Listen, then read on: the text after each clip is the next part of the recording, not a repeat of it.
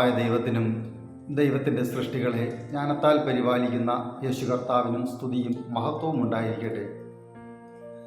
അത്യന്തം ദുഃഖകരമായ സാഹചര്യത്തിലൂടെയാണ് ക്രൈസ്തവ സഭകൾ ഇന്ന് കടന്നു പോകുന്നത്. എന്താണ് കാരണമെന്ന് നമുക്കറിയാം. വിശ്വാസികൾ തമ്മിലുള്ള ഭിന്നതയും പ്രശ്നങ്ങളുമാണ്. പള്ളിമുറ്റങ്ങളിലും പൊതുവേദികളിലും അവർ തമ്മിൽ തല്ലുന്നു. സാധാരണ വിശ്വാസി എന്ന നിലയിൽ ഹൃദയഭേദകമാണ് ഈ കാഴ്ചകൾ. നമ്മളിൽ ഒരു ചോദ്യമുണ്ടാകും, എന്തുകൊണ്ട് ക്രൈസ്തവ സഭകളിൽ ഇത്തരം പ്രശ്നങ്ങൾ അരങ്ങേറുന്നു? എന്തുകൊണ്ട് ദൈവം ഇതിന് ന്യായമായ ഒരു തീർപ്പ് കൽപ്പിക്കുന്നില്ല? അതിന് മറ്റൊരു കാരണമുണ്ട്. എല്ലാ സഭകളിലും ദൈവത്തിൻ്റെ ആത്മാവ് വസിക്കണമെന്നില്ല. യെഹെസ്കേൽ പ്രവചനം വായിക്കുമ്പോൾ നമുക്കത് മനസ്സിലാവും. ദൈവം ഒരു കൂട്ടം താൻ സ്നേഹിക്കുന്ന ഒരു കൂട്ടം ജനതയോടൊപ്പം ഭൂമിയിൽ വന്ന് വസിക്കുവാൻ ആഗ്രഹിച്ചു. അങ്ങനെ യെരൂശലേം ദേവാലയത്തിൻ്റെ ഘടനയും രൂപവും എല്ലാം നാഥാൻ പ്രവാചകനോട് പറഞ്ഞ് ദൈവം പണി കഴിപ്പിച്ചു. ശലോമോൻ രാജാവാണ് ആ ദേവാലയത്തിൻ്റെ നിർമ്മാണത്തിൽ ഏർപ്പെട്ടത്.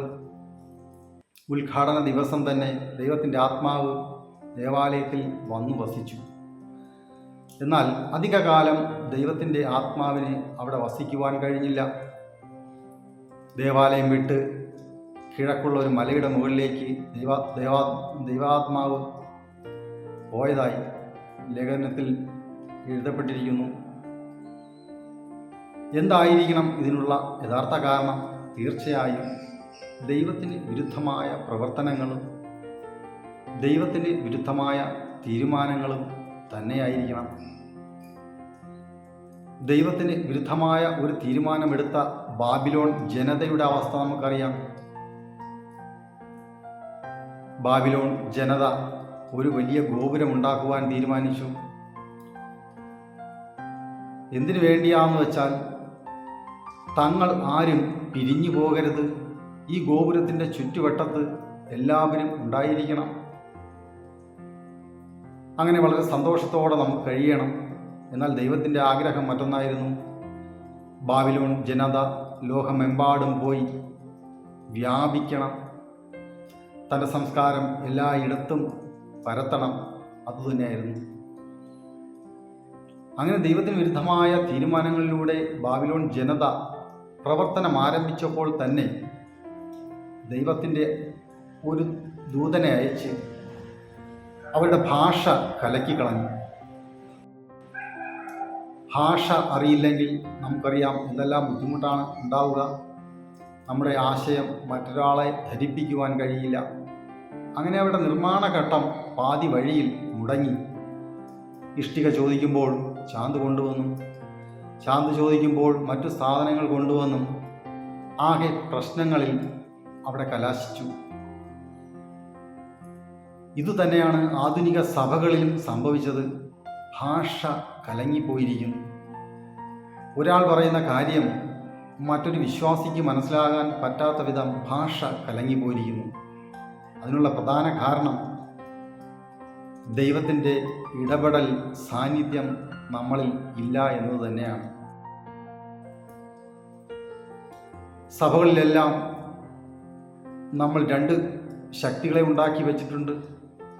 അതിനെല്ലാം ന്യായീകരണങ്ങളുമുണ്ട്. ഭരണപക്ഷം, പ്രതിപക്ഷം, ഇവർ പരസ്പരം ഇങ്ങനെ പോരടിച്ചുകൊണ്ടിരിക്കുന്നു. ഇതിന് സമാനമായ ഒരു കഥ ബൈബിളിലുണ്ട്, ചരിത്രം. ശലോമോൻ രാജാവിൻ്റെ മുന്നിൽ പരാതിയുമായി എത്തുന്ന രണ്ട് സ്ത്രീകൾക്ക് രണ്ട് കുഞ്ഞ് ജനിച്ചു. അശ്രദ്ധ മൂലം ഒരു സ്ത്രീയുടെ കുഞ്ഞ് രാത്രിയിൽ മരിച്ചുപോയി. മറ്റേ സ്ത്രീയുടെ കുഞ്ഞിൽ ഈ സ്ത്രീ അവകാശം ചോദിച്ചു. അങ്ങനെ തർക്കമായി ശലോമോൻ രാജാവിൻ്റെ മുമ്പിൽ അവർ എത്തപ്പെട്ടു.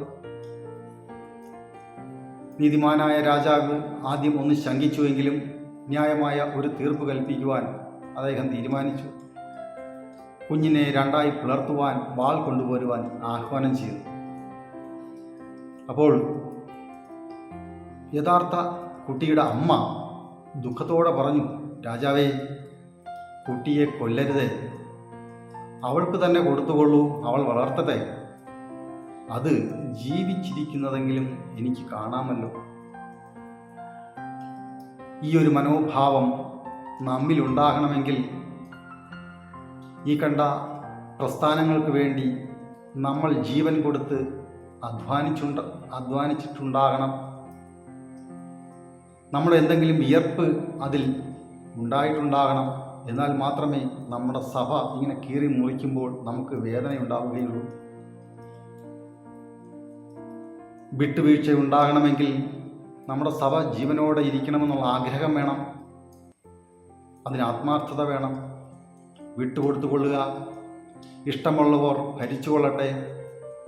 നമ്മുടെ സഭ ജീവനോടെ ഇരിക്കുന്നതെങ്കിലും നമുക്ക് കാണാമല്ലോ. അങ്ങനെ ഒരു കൂട്ടം ജനതയ്ക്ക് വിട്ടുവീഴ്ച മനോഭാവം ഉണ്ടാകണം. നമ്മുടെ രാജാവ് നീതിമാനാണ്.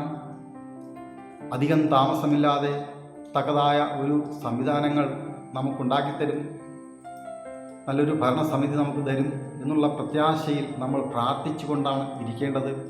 അതിനു പകരം ദേവാലയത്തിൽ ദൈവത്തിന് വേണ്ടി നമ്മൾ സ്തുതിഗീതങ്ങൾ പാടാറുണ്ട്.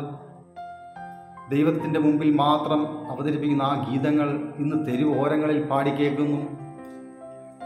ഒരു ന്യായവും എടുക്കുവാൻ കഴിവില്ലാത്ത മാനുഷിക ഗവൺമെൻറ്റിന് മുമ്പിൽ സ്തുതിഗീതങ്ങൾ പാടി ദൈവത്തെ അപമാനിക്കുന്നു.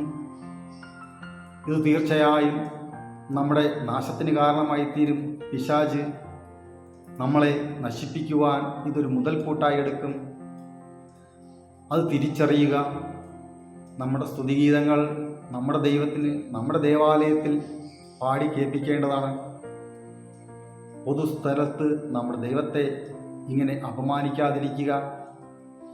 ദൈവം വന്ന് അതിനൊരു തീർപ്പ് കൽപ്പിക്കുവാൻ നമ്മൾ പ്രാർത്ഥനയുള്ളവരായിരിക്കുക. ഇതിന് പരിഹാരമുണ്ടാകണമെങ്കിൽ ദൈവം നമ്മുടെ സഭകളിൽ വരണം. ആദ്യം നമ്മുടെ സഭകളിൽ ദൈവത്തിൻ്റെ ആത്മാവ് വസിക്കുവാൻ നമ്മൾ പ്രാർത്ഥിക്കുക. അതുമാത്രമേ ഇതിനൊരു പോംവഴി ഉണ്ടാവുകയുള്ളൂ. എല്ലാവരും പ്രാർത്ഥിക്കുക. ദൈവം നമ്മെ ഏവരെയും അനുഗ്രഹിക്കട്ടെ. ആമേൻ.